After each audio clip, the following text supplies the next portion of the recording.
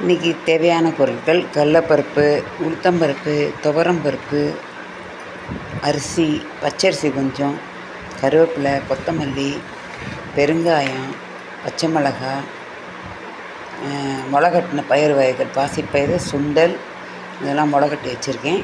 அதை எல்லாத்தையும் போட்டு இந்த கடலப்பருப்பு, உளுத்தம்பருப்பு, துவரம்பருப்பு 6 மணி நேரம் ஊற போடணும்.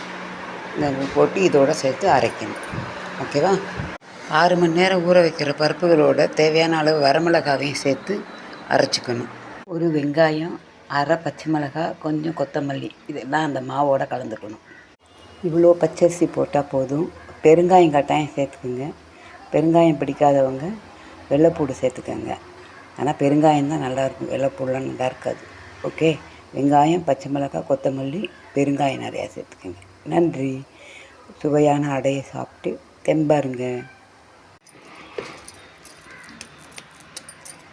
பாருங்கள், இப்படி உருட்டிக்கணும்.